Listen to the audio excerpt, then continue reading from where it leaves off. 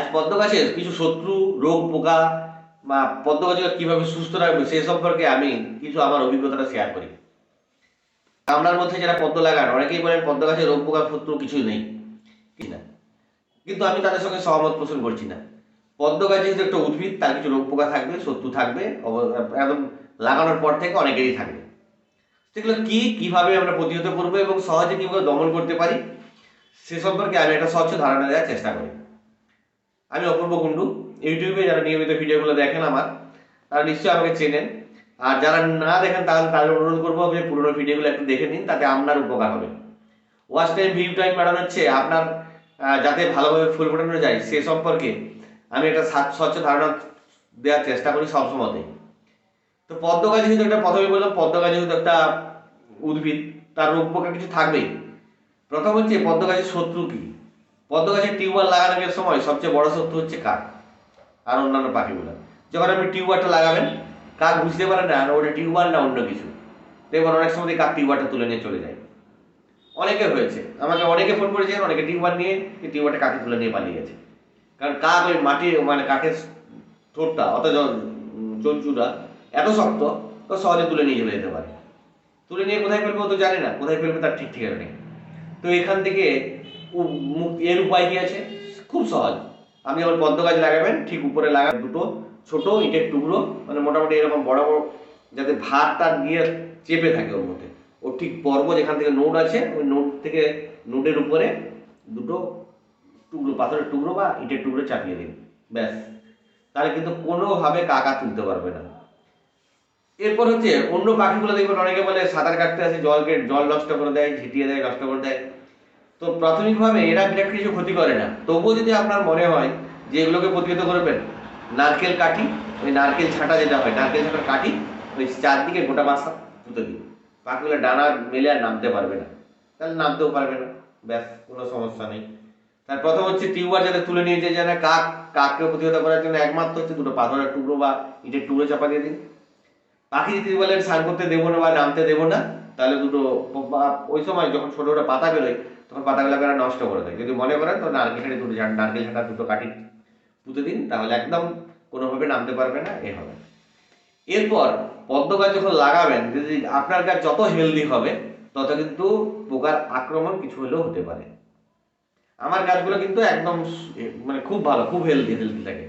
আর সেই জন্য প্রথম সবচেয়ে বেশি আক্রমণ করে লেদা পোকা। লেদা পোকা গাছকে খেয়ে একদম শেষ করে দেওয়ার মতো অবস্থা করবে।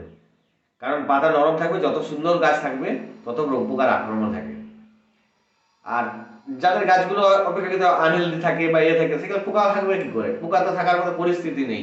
ও গাছগুলো যত, যে গাছ যত বেশি হেলদি হবে পোকার আক্রমণ কিন্তু তত বাড়বে। তো আমি পোকার আক্রমণ বাড়ানোর জন্য ছোট্টখাটো কিছু ওষুধ রেমিডিস আমি ফলো করি, এবং আমি দেখেছি যে এগুলোতে আমার মোটামুটি সলিউশন চলে আসে। তো এই প্রথমে বললাম যে যত হবে লেদা পোকা একটা বড় অংশ জুড়ে থাকে। আর অ্যাফিডস, মাকড়ের কিছু কিছু আক্রমণ হয়। তো মাকড়, লেদা পোকা এগুলোকে প্রতিহত করার জন্য আমি একটা ওষুধ ব্যবহার করি। আপনারাও এটা ব্যবহার করতে পারেন, খুব ভালো কাজ হয়। প্রোফেক্স সুপার, আগেও আমরা ভিডিওতে বলেছি যে এইটা 1 মিলিলিটার করে দিয়ে দেবো, তাহলে কিন্তু আর কিচ্ছু হবে না। এবারে মজা হচ্ছে স্বচ্ছ অথবা জল, যদি পরিষ্কার জল আপনার গামলায় থাকে তাহলে মশা ডিম পাড়তেই পারে। মশার ডিম পাড়লে মশার লার্ভা হবে। একটা মশার জীবনচক্র সম্পূর্ণ হতে 12 থেকে 14 দিন লাগে। তো অনেকে বলেন ছাদের মানে গাপ্পি মাছ ছেড়ে দিন। মজা হচ্ছে গাপ্পি মাছ ছেড়ে দিলে গাপ্পি মাছ কিন্তু মরে যাবে, কারণ পদ্মের গামলায় 3-4 ইঞ্চি জল থাকে। এই অবস্থায় যদি আপনি গাপ্পি মাছগুলোকে ছেড়ে দেন, যখন সূর্যের তাপ প্রচণ্ড হয়ে যাবে তখন জলটা গরম পড়ে যাবে, আর গরম হলেই মাছগুলো মরে যাবে।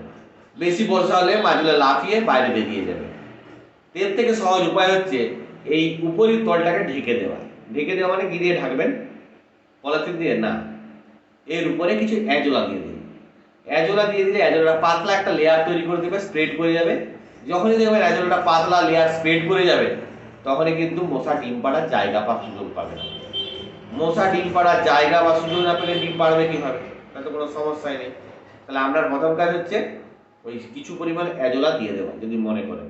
আর দ্বিতীয় উপায় হচ্ছে, সব যদি মনে করেন অ্যাজোলা দেবো না, গামলার জলটা পরিষ্কার স্বচ্ছ রাখতে চাই, তাহলে সপ্তাহে একদিন জলটা বেশি করে দিয়ে দিন, 1 বালতি দিতে। মোটের লার্ভাগুলো সাধারণত উপরিতলে থাকে। যখন জল দেবেন তখন উপচে চলে যাবে, উপচে চলে গেলে কিন্তু আর লার্ভা হওয়ার মতো সুযোগ থাকবে না। এই অ্যাফিডস বা লেদা পোকাগুলো যেগুলো হয় তো এগুলোকে সহজে কিন্তু এই প্রোফেক্স সুপার দিলেই মারা যায়। দেখবেন মাঝে মাঝে গাছের মাটিতে দেখবেন ছোট ছোট জলের প্রচুর অসংখ্য পোকা হয়ে যায়, জলের প্রচুর কাদার মধ্যে প্রচুর পোকাগুলো বাস করে। অনেকে আমাকে বলেন যে এগুলো পোকাগুলো তাড়াবো কি করে, এই পোকাগুলো তাড়ানোর উপায় কি? ঠিক এগুলোর জন্য আমি প্রথমে বলি সামান্য নিমখোল দিয়ে দিতে। যদি আপনার কাছে 1-2 নিমখোল থাকে তাহলে একদম প্রথমেই পদ্মের গামলায় যখন মাটির নিচের দিকে দেবেন, মাটির নিচে যখন সার দেবেন তখন 1 চামচ নিমখোল দিয়ে দেবেন, তাহলে এই পোকাগুলো হবেই না। নিম গাছে এক ধরনের উপক্ষার থাকে, তার নাম হচ্ছে নিমমিন।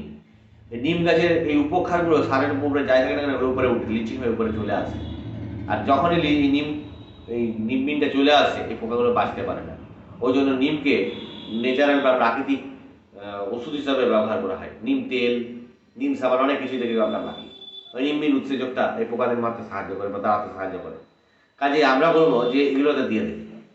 আর অনেকে আছেন যারা প্রফিক্স সুপারটা ব্যবহার করতে চান না, কারণ মনে যে পোকা টোকায় পাখিদের জল খায় না হয়ে যায়। বাস্তব কথা, পাখিদের জল খায়, প্রফিক্স সুপারটা দিলে অবশ্যই ক্ষতি হবে। তাহলে আপনি কি করবেন, জলটা কমিয়ে দেবেন, একদম কমিয়ে তার মধ্যে প্রফিক্স সুপার দেবেন। আর যদি ছোটোখাটো একটা টোটকা ব্যবহার করতে চান তাহলে আমরা বলতে পারি তামাক গাছের পাতা কিনে নিয়ে আসবেন। তামাক পাতা দোকানে দেখবেন, দশকর্মার দোকান বা অন্য দোকান বলতে তামাক পাতা পাওয়া যায়, অ্যাকচুয়ালি বিড়ির মশলা তৈরি হয়। তো তামাক পাতা একটা পাতাকে ভিজিয়ে রেখে আগের দিন ভিজিয়ে রাখবেন, দেখবেন সেখান থেকে যে জলটা হয়েছে ওই জলটা পাত্রে ঢেলে দেবেন। দেখবেন ম্যাক্সিমাম পোকা হয় পালিয়ে যাবে, মরে যাবে, সরে যাবে। তামাক পাতা কিন্তু তীব্র গন্ধ, বিষাক্ত নয়, গন্ধ। এই গন্ধের জন্য কোনো কিছু আসে না, পাখিরও আসবে না, এও আসবে না, তামাক পাতা তীব্র গন্ধের জন্য। তো যারা মনে করেন যে পাখিগুলো জল খেয়ে বা কীট পতঙ্গগুলো জল খাবে, যাতে না খায় তার ব্যবস্থা করতে হবে, তামাক পাতার জল একটু করে দিয়ে দেবে, তাতে কেউ জলটা খাবে না। তারপর আবার জলটা উপচে দিলে আবার স্বাভাবিক হয়ে যাবে, তাতে কোনো রকম সমস্যা হবে না। আর পদ্ম লাগালেই যদি সামান্যটুকু সার লিচিং হতে থাকে তাহলে কিন্তু শ্যাওলা হবে। আর একবার যদি শ্যাওলা হয় আপনি আটকাতে পারবেন না, সামান্য সামান্য করে শ্যাওলা হতেই থাকবে। কিন্তু অনেকেই চান একদম শ্যাওলা মুক্ত করতে, ছাঁকনি দিয়ে ছাঁকা এটা কোনো সমাধান নয়। স্থায়ী সমাধান করতে গেলে আপনাকে সব থেকে ভালো হচ্ছে ফাঙ্গিসাইডটা রয়েছে, সাব ফাঙ্গিসাইডটা গুলবেন একটা গামলায়, ওই সামান্য 1/2 চামচ মতো নিয়ে গুলবেন, একটা গরু পাতা দিয়ে গামলার মধ্যে ঢেলে দেবেন। এর ফাঙ্গিস যতগুলো ছিল শ্যাওলা ছিল সব মারা যাবে, সব ছেড়ে তুলে দেবেন। আর প্রথম থেকে যদি এই যেমনভাবে বলছি সেরকমভাবে লাগান তাহলে শ্যাওলা হওয়ার সম্ভাবনা থাকবে না। তাই আমি প্রথম থেকে বলি প্রিভেনশন ইজ বেটার দেন কিওরের মতো করুন। শারীরিক কি হবে, লোক তুই শ্যাওলা শরীর দিয়ে কি করবে, যাতে শ্যাওলা না হয় সেই ব্যবস্থাটা আমরা প্রথম থেকে করি। কাজে আপনি যদি ভিডিওগুলো পরপর ফলো করেন তাহলে বুঝতে পারবেন যে কোনো শ্যাওলা ছাড়াই আপনি সহজে পদ্ম চাষ করতে লাগাতে পারবেন। আর রোগ পোকা প্রথম থেকে বললাম, আপনার গাছ যদি যত হেলদি হবে কিন্তু রোগ পোকা হওয়ার সম্ভাবনা থাকবে। তাহলে কি আপনি গাছ হেলদি করবেন না, ভালো ফুল পেতে চাইবেন না? যারা ভিডিওগুলো ফলো করেন দেখবেন আমার ফেসবুক পেজটাতে গিয়ে যে কি পরিমাণে আমার ফুল ফুটেছিল, এরপরে গাছগুলো ব্যাপক এত হেলদি হয়েছিল, মানে ছাদে বসে থেকে মনে হবে না ছাদে আছি, আপনার মনে হবে পুকুরে আছি। মানে এমন নয় যে খেগড়ার মতো গাছগুলো উঠে গেছে, এরকম না, একদম সুন্দর পাতা বেরিয়ে একদম সুন্দর কুড়ি ফুল ব্যাপক ফুটেছিল। এবার সবসময় আমি বলবো গাছ হেলদি হলেই তার জন্য পরিমিত পরিমাণ খাবার দিতে হবে। আর যখন মাত্রাতিরিক্ত পোকা আসবে তখন ওষুধ দিতেই হবে, নাহলে কিন্তু সব ধ্বংস করে দেবে। কারণ আমাদের চারপাশে কীট পতঙ্গতে ভর্তি, কাজে কীট পতঙ্গের সুযোগ পেলেই পোকাতে আসবে, আর আমাদের পোকাকে প্রতিহত করতেই হবে।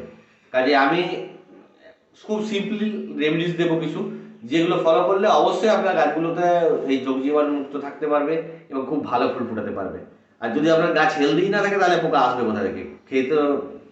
পোকাগুলো তো কিছু খেতে হবে, পোকাগুলো যদি খেতেই না পারে আপনার কাছে আক্রমণ করবে কেন? তাহলে আপনাকে প্রথম করতে হবে গাছগুলোকে হেলদি করতে হবে।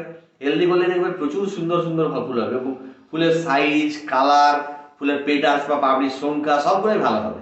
আর তখনই কিন্তু পোকার আক্রমণ অটোমেটিক্যালি হবে, তখন আপনি ওই ছোটোখাটো টোটকা বা ওষুধ প্রয়োগ করলে সহজে চলে যাবে। কাজেই যারা মনে করেন যে পদ্ম গাছে রোগ পোকা হবে না, রোগ পোকা হবে, প্রতিহতও করা যাবে খুব সহজভাবে, এবং একটু রেমেডিসগুলো মেনে চললে আর কিছু পোকাও না আসতে পারে।